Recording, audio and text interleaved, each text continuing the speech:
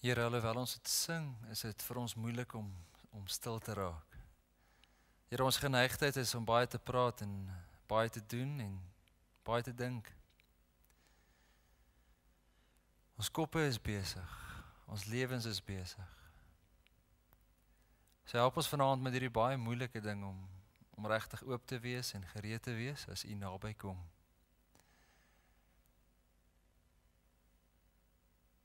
Mag ons van ons kant af dan ons aandag gee, ons konsentrasie instel, sodat U kan doen wat U wil. Ons bid dit in Jesus naam. Amen. Goed, julle, ons begin dan 'n nuwe kwartaal en ook 'n nuwe reeks. In 2010 het ons gemeente 'n reeks gehad, oggend en 'n aandreeks, wat tegelijkertyd gehardloop het, wat ons daardie tyd genoem het geestelike dissiplines. En ons noem dit seker maar weer dieselfde, is maar wat dit is, of ons kan dit sê gewoontes wat vorm. Dit kom daarop neer dat daar in elke gelowige se lewe bepaalde dissiplines, gewoontes, oefeninge moet wees, wat elkeen van ons van ons kant af kan doen, sodat ons onsself kan oop en gereed maak, sodat God die veranderingswerk, die transformasiewerk in ons lewe kan doen.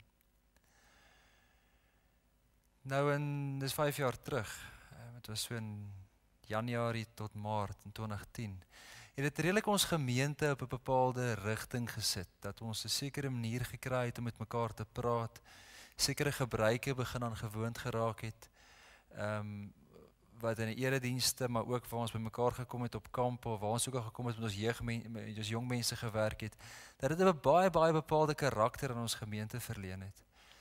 So ek regtig almal van julle wat vanaand hier is, en al was jy vanoggend hier, net uitnooi om vir die volgende, saam met vanaand dan 9 weke te reis, tot die 20ste September, waar ons oor hierdie saak gaan praat. En ek wil regtig vir julle jong mense vra, dis iets waar julle kan saamgesels. Ek weet die woord dissipline is 'n woordjie wat ons op 'n tyd 'n bietjie vreemd laat voel. Ons gaan nou begin en hierdie kan maar as ek so maak, maar stop daarmee. 2 video's. En dan praat ons daarna oor wat het jy gesien. So kyk daarna en wat van dissiplines of van leer of van klein begin, groot eindig, wat ook al, sien jy net in die volgende 2 insetsels. Ja, jy weet wat daarna gekom het, dat hy sit so 'n bietjie ligte net daar aan. So vir so dat hierdie jaar weer so Wimbledonse kampioen is, Goed, kom ons praat gou saam. Wat het jy gesien of gevoel by enige van hierdie 2 filmpies wat ons gou gekyk het? Kom ons praat gou saam.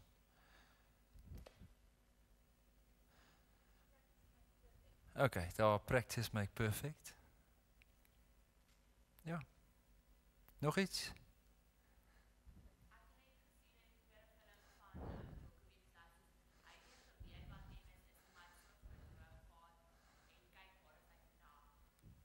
Goed, ek hoor iets belangriks daar, dit was nie net kennis nie, maar ook die droom. Ja, nog iemand ook? Ja. Okay.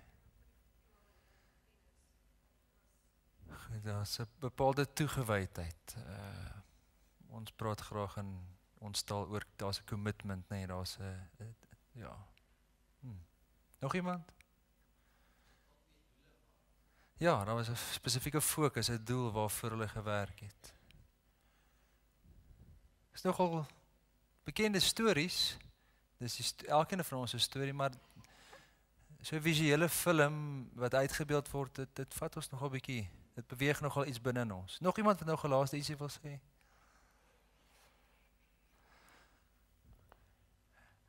Ek dink julle het dit so mooi raak gevat, die van julle wat nou terugvoering gegee het, dat dissipline, toegewydheid het altyd 2 goed in hom.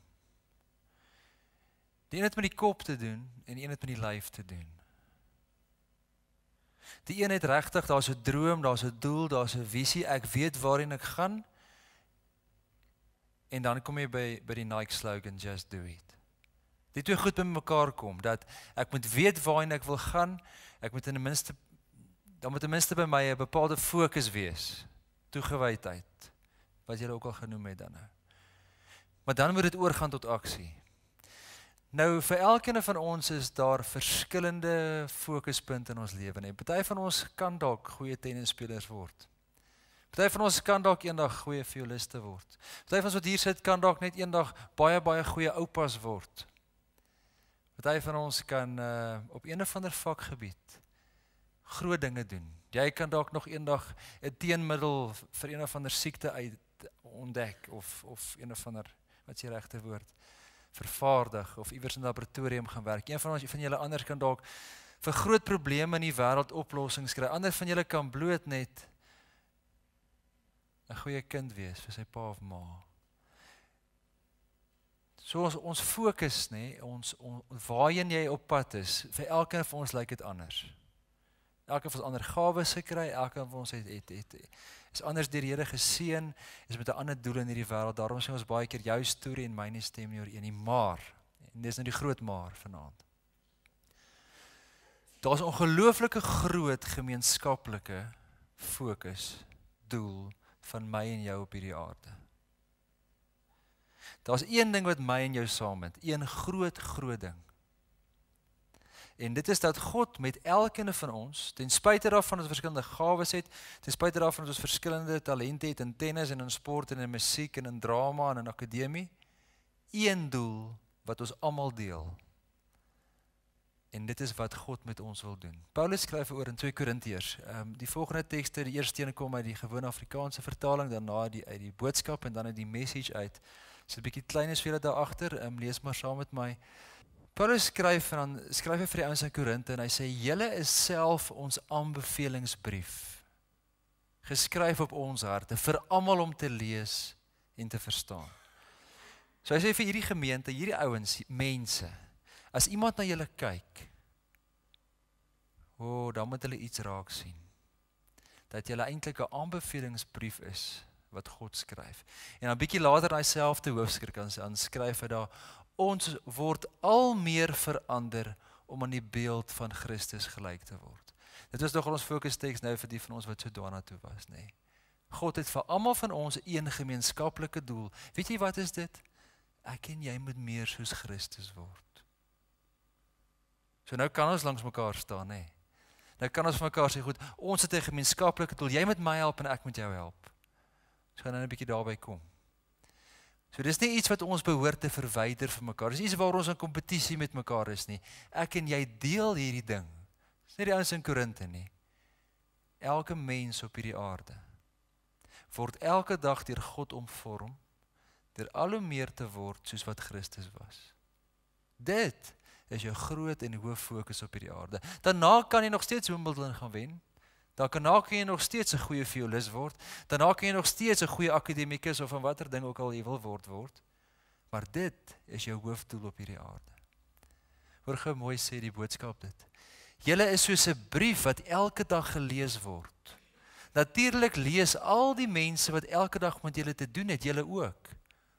Hulle kan sien dat julle lewende briewe van Christus is. Hy is besig om in julle te skrywe. Hoe meer ons die Here se grootheid raak sien, hoe meer word ons eie lewe verander. Ek hou van daai paradoks, nê? Hoe meer ons God se grootheid raak sien, hoe meer word ons lewe verander. Dan begin ons al hoe meer lyk en ook leef soos kinders van God. Soos seuns en dogters van God. Message. Your very lives are a letter that anyone can read by just looking at you. Christ himself wrote it. Only God can write such a letter. Then God is personally present. A living spirit. Dis 'n teenswoordig as jy nou in Engels 'n present continuous ding. God het dit nie net gedoen nie. Dit gebeur nou. Hy's nou besig, nê. Hy's nou besig om te verander. Then there is nothing between us and God. We are transfigured. Groot woord. Verander, omvorm. Daar's 'n mooi Afrikaanse woord nie. Transfigurasie is seker nou die direkte anglisisme, maar figurasie, verander van die een ding na die ander, is amper so 'n metamorfose, maar jy verander heeltemal. Our lives gradually becoming brighter and more beautiful as God enters our lives and we become like Him. So wat kan jy is? Sodat mense na ons kan kyk, ons kan lees, want hulle doen in elk geval, maar dat hulle iets sal sien. En is dan eintlik God self. En dit is ongelooflik groot. Dit is ongelooflik groot want, wat moet ek nou doen sodat ek dit kan regkry? Ek hoop julle die paradoks mooi raak gelees in hierdie teks, dat dis iets wat gebeur, maar is iets eintlik wat jy nie doen nie, maar wat God doen, maar is iets wat jy ook eintlik aan deel het. Dit is baie moeilik. En daarom gebruik ons dan die woord dissipline of gewoonte. Ek dink in die films was iets daarvan teenwoordig, dat daar's tog 'n bepaalde toegewydheid om jouself te gaan neersit. Kom ons vat nou maar vir Djokovic. By 'n tennisbaan. Hy moes daar by die draad kom staan en 'n seentjie gekyk het. Iemand moes hom ingenooi het. Hy moes die raket gevat het. Iemand moes gesê het, ek dink hierdie ouetjie het talent. Sy pa en ma moes hom toegelaat het om te gaan oefen. Hy moes opdaag. Hy het ure en ure gewerk. Hy het nogal gesê, die hele land en die hele gemeens, eers die dorpie en later die hele land om te ondersteun. So daar's heeltyd 'n ding van buite af die deure oopgegaan, van buite af het iemand hom genooi, maar van sy kant af was daar 'n bepaalde toegewydheid, 'n bepaalde commitment, 'n bepaalde dissipline. En dis die twee pole wat ons graag wil hê by mekaar moet kom. Ook in ons geestelike lewe. As my en jou doel is, dat ons al hoe meer sal word soos wat Christus was, dan is God die een wat die omvorming werk doen, sodat ons bo die grond so mooi kan lyk. Maar dit wat daaronder gebeur, is so halwe 'n geheimenis wat daar gebeur, want die helfte is, of nie die helfte nie, maar bietjie daarvan is my werk, en bietjie daarvan is God se werk, en waar die een eindig en die ander begin weet ons nie, maar daar moet wortels onder die grond wees.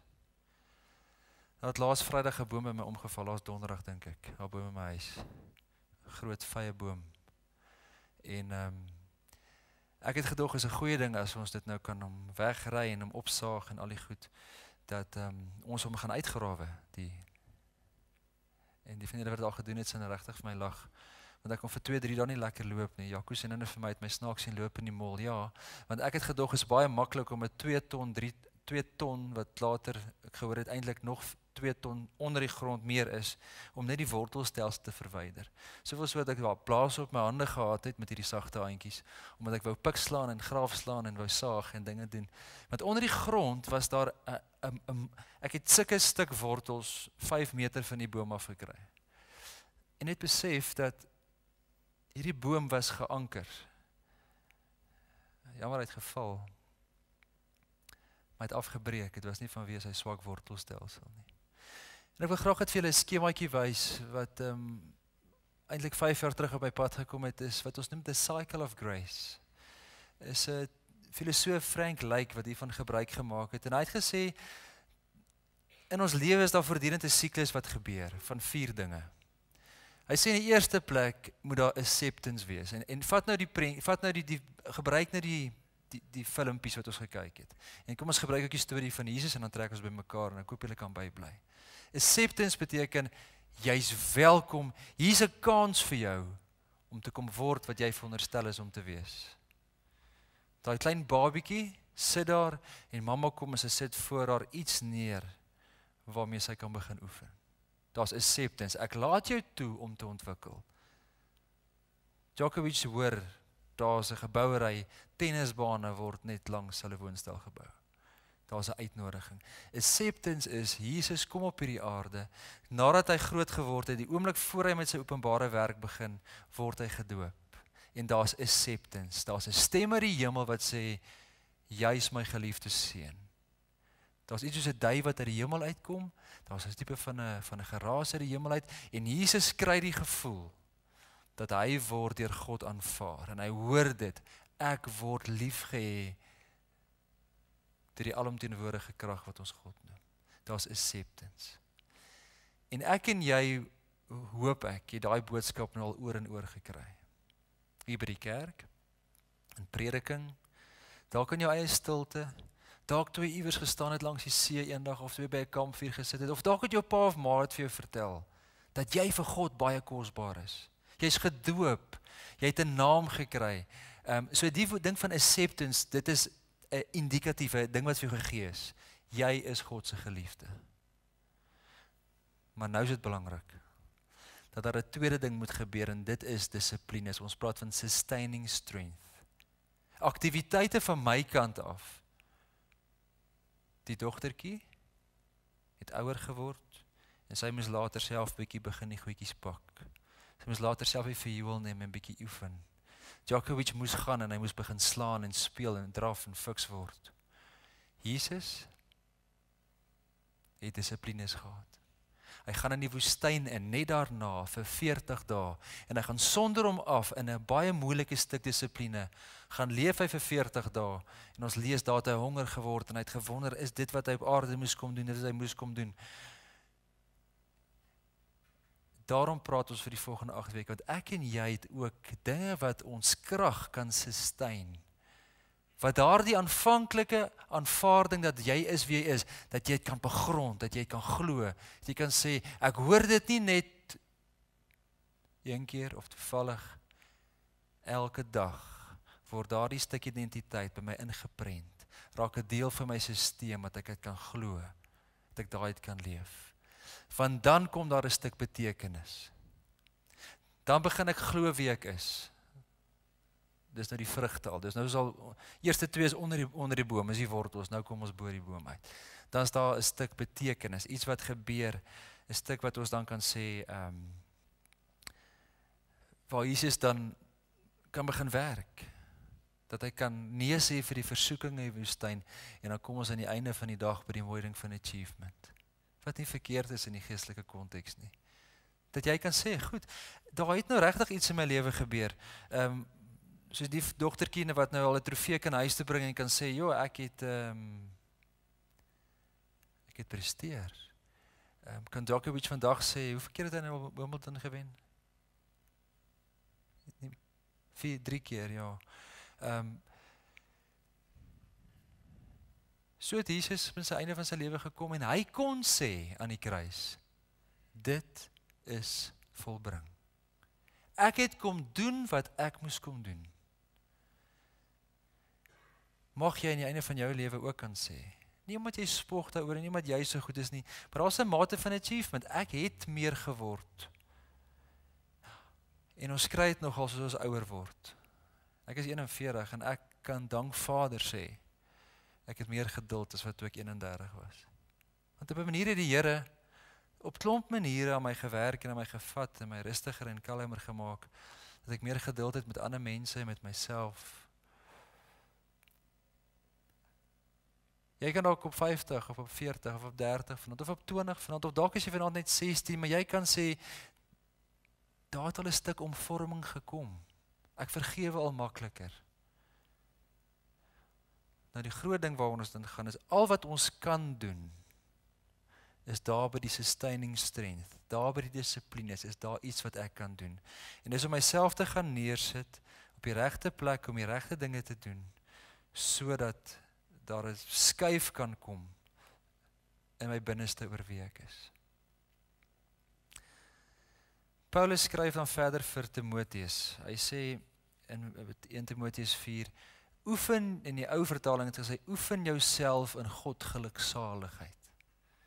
Die Message vertaling sê, train yourself unto godliness. So alhoewel dit God is wat my meer maak dat ek word soos wat hy is, sê Paulus, dis tog 'n trein. Dis tog 'n oefening, is tog 'n toewyding van my kant af. So daarom kan ek net meer word soos wat Jesus was, as ek die lewe leef wat Jesus geleef het. En daarom gaan ons in die volgende 8 weke kyk, wat is die praktyke wat Jesus gedoen het?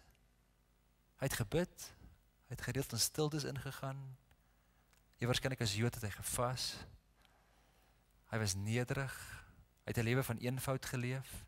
Maar hy het ook geselebrate en fees gevier. En ons gaan kyk hoe al daardie dinge wat Jesus gedoen het ook eintlik uitnodigings vir my en vir jou is. Om te sê, kom doen ook daai goed. Ek noem dit nou maar goed. Kom wees ook so gedissiplineerd in daai elemente. En dan kyk ons wat gebeur in jou lewe. So is regtig 'n groot uitnodiging net. Volgende skyfie is dan net 'n quote van van wie?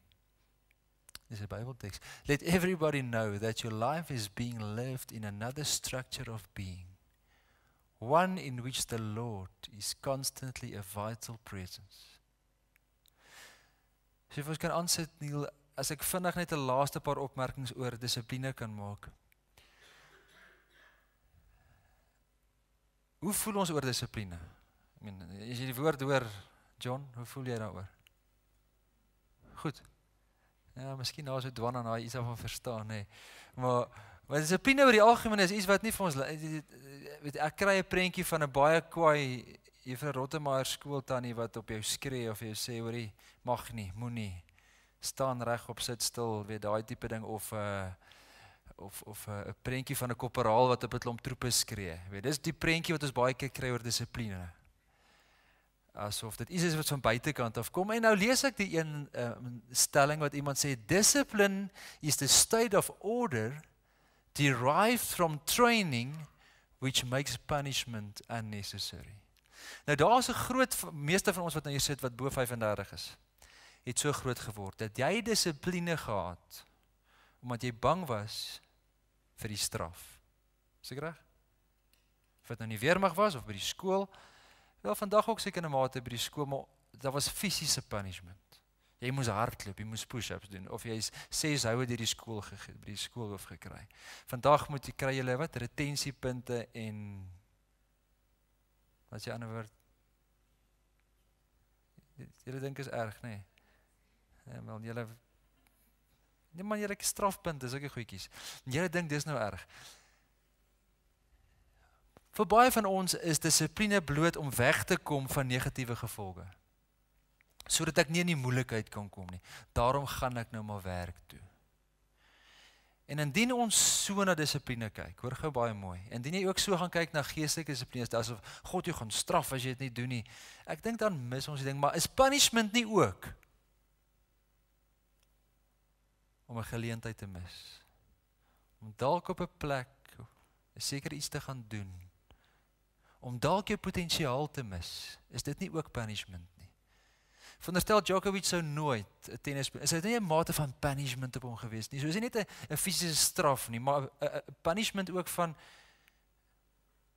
ek word nie wat ek veronderstel is om te wees nie. Ek dink is in 'n mate straf. Ek dink is iets wat jy eintlik kan sê, ja, dis sleg het gebeur.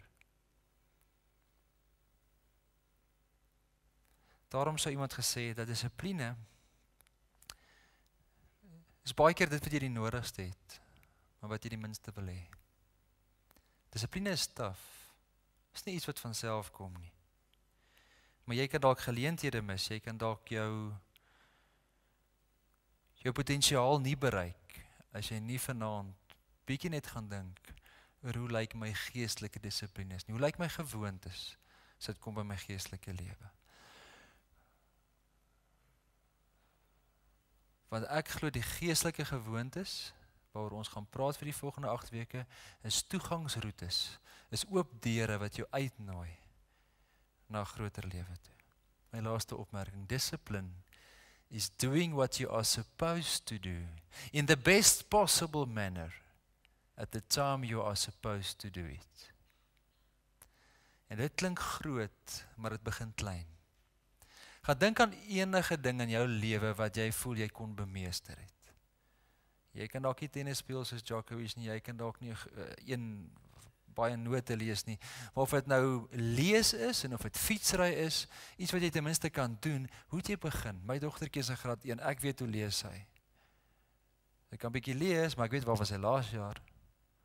Ek weet hoe sukkel sy om Engels te lees, ek weet oor 4 of 5 jaar van nou af, gaan sy vlot lees, gaan sy boeke deurlees. Waar het jy begin?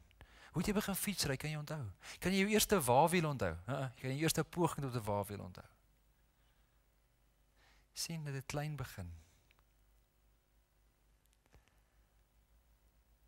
Maar jy moes daarvoor ja sê. So ons verwag nie van ons, elkeen, as ons oor geestelike dissiplines gaan praat in die volgende 8 weke, dat jy oor 8 weke 'n hoogheilige gaan wees wat in 'n klooster gaan bly. En vir 8 ure 'n dag gaan mediteer. En ewe skielik 'n totale nuwe mens gaan wees nie. Maar iewers moet jy begin. Iewers moet jy waaragtig begin ja sê vir goeie gewoontes in jou lewe. En ons gaan julle uitnooi daarna toe. Jesus het gesê dat ons ook in die klein goedjies moet gehoorsaam wees, voor ons ook in die groot goed kan wees. Nou lees ek in die week wat verby is, dat 'n vrou wat hoogopleiding doen in die lugmag in Amerika, dat sy was die bevelvoerder en sy het 4 of 5 van die jong troepe wat ingekom het, hulle noem dit kadets, het sy geskort. En hulle was amper klaar met hulle opleiding van, ek dink van 9 maande. En toe hulle appel aanteken teenoor haar dat sy onnodig streng was op hulle, toe kom hulle agter, sy het hulle gestraf omdat hulle kouse nie netjies opgerol was nie. En hulle het gesê, dis onregverdig, ons het alles gedoen, ons het eksamens geslaag, ons het al die goed reg gedoen, ons is fiks alles, ons kouse, ons het dit opgerol, dis net nie netjies nie. En haar verweer was, sy het gesê, ken julle die bekendste vegvlieënier wat daar nog ooit was? En hulle het gesê, ja, ek weet nie wie dit nie. Sy sê toe vir hulle, hy het gemiddeld in sy langste, noem dit nou maar operasies, 35 ure lang gevlieg. En dan na 35 uur se vliegtyd, moes hy baie presies die operasie uitvoer. En julle sê, na 'n lang dag, julle is te moeg om julle kouse op te rol. En hulle appel het misluk. Hulle is gone. Want Jesus het dieselfde ding gesê, as jy nie in die klein goedjies, as jy nie eers, hoor nou mooi, kom ons gaan oor 3 weke praat oor vas, as jy nie eers vir 'n koekie kan nee sê nie, wat gaan oor 15 jaar gebeur? As jy 'n flirtasie by die werk kry en jy moet vir iemand anders nee sê, 'n man of 'n vrou wat eintlik in die plek van jou man of vrou kom. As jy nie iets kleins betroubaar kan wees, as jy nie eers nou betroubaar kan wees om 5 minute 'n dag stil te word en Bybel te lees nie, gaan die Here met jou iets groters kan doen? Ek twyfel. So ek sê nie die Here toets jou nie, maar ek dink jy hoor waar dit gaan. Begin klein, so daarom verwag ons nie groot goed nie, maar ons begin klein. Ek dink wat ons miskien het in hierdie week en vanaand in die besprekingsgroep ek 'n bietjie oor kan gaan praat is, een ding wat ons nogal sê wat nogal help in dissipline is om dit publiek te maak. En ek dink dis lekker as 'n gemeente dan geestelike dissiplines oefen. Want dan sê ons vir mekaar, volgende week gaan ons almal oefen om te mediteer. Ons almal. En dan kom ons terug die week en dan sê ons, hoe was dit? En jy sê vir my, ek moet, en ek sê vir jou, jy moet, en ek kan vir jou WhatsApp of SMS en vra, ons almal het besluit ons vas. Van iets. Ons gaan later praat oor vas. Dalk van Facebook. Dalk van, wat jy ook al wil. Maar dan kan ek jou verantwoordelik hou. Dan is ek accountable ook vir jou, en jy kan vir my vra. So wanneer jy ook met enige dissipline begin, jy het 'n accountable partner nodig. Want het werk so in sport, het werk so in musiek, het werk so in akademie. As ek vir jou sê, of ek maak dit publiek, hoor jy almal van julle, ek het by die gym aangesluit. Dan gaan hulle oor 'n maand vir my vra, hoor jy, maar ek sien daar het nie veel gebeur nie. Gaan jy nog? Ja, jy sien, jy weet, maar ek sien hierdie chocolate koek van jou, jy weet.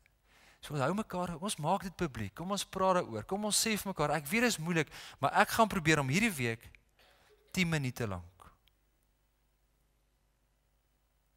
by die Here te sit en stil te wees. En dan kan ons volgende week vir mekaar sê, jy het vir ons gesê, jy gaan probeer hoe dit gegaan. So kom ons maak dit publiek, kom ons begin klein, en hierdie week dan net, hoe lyk jou wortelstelsel? En dit is nie om jou te laat skuldig voel nie, maar om vir jou tot die besef te bring, dat daar kan niks bo die grond gebeur, as jy nie onder die grond iets aan die gang is nie. Moenie verwag dat God groot in jou lewe moet ingryp en groot dinge met jou moet doen. Al is jy 16, of al is jy 60, as daar onder die grond niks aan die gang is nie. So gaan ondersoek jou lewe. Die Here wil jou transformeer. Die Here wil jou maak dat jy meer soos wat Jesus was. En hoe wonderlik sal dit nie wees nie. Wat 'n stuk vrede en 'n stuk happiness sal daar nie in jou lewe kom as jy soontoe kan gaan nie. Maar jy het 'n aandeel in die hele groot oefening. Ons gaan nou stil word. Daar gaan beelde op die skerm kom. Handel se Halleluja gaan speel. So jy kan bid of jy kan net kyk. Dis mense wat ook moes oefen om dalk iets reg te kry en maak hom wat jy wil. Hoor wat die Here vanaand vir jou wil sê oor waar jy is. Wat die dissipline en die toewyding van jou geestelike lewe betref. Niks kom verniet nie. Ek sluit af. Dit het te doen met jou kop. Te doen met jou wil, maar ook met jou lyf en met die doen daarvan. So gaan dink hierdie week as jy nog nie by die doen uit is nie. Op 'n stadium moet die doen begin bykom. En kyk hoe naby kan jy jou drome en jy doel en jy dink om soos Jesus te word, hoe jy dit kan droom en hoe jy dit kan vat en hoe jy dit kan omarm en sê ja, ek wil so word. En dan help ons jou met die hoe. Okay. Sluit af. Dan bid ons. En ons praat met die Here met die wete dat die werk wat hy doen, die omvorming werk en die verander werk, dat dit 'n teenswoordige is 'n present continuous ding. So kom ons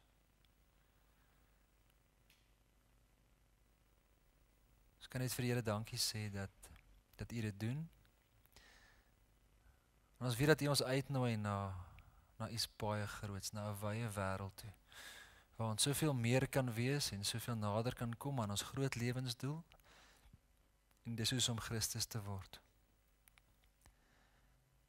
Here, maar ons weet net in ons alledaagse lewe dat dissipline vir ons moeilik is en dat ons baie keer misluk en baie keer dit moeilik vind. Maar help ons dat ons sal klein begin deur hierdie week net te gaan ondersoek doen oor ons lewe, hoe lyk dit nou? Baie kere wil ons Here bo die grond hierdie groot dinge vra. Maar help ons hierdie week om net binne toe te kyk. Onder die grond in te kyk. En doen U dan nou maar wat U daar moet doen. As ons met skuldig voel, is dit goed. As ons ontnigter moet voel oor die lewe waar ons nou is, of met skaam voel, is dit ook goed. As U ons wil motiveer en U wil ons nuwe krag gee die week, doen dit ook. Ons wil graag tot U beskikking wees. En ons weet, dis U wat ons gewillig en bekwaam kan maak.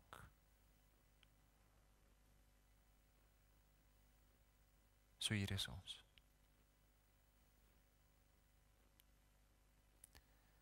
Wanneer ons dan so bid, dan hoor ons ook vanaand dat ons altyd daar moet vashou dat God ons liefhet en dat hy ons genadig is in Jesus Christus en dat hy met die Heilige Gees by jou is. Amen.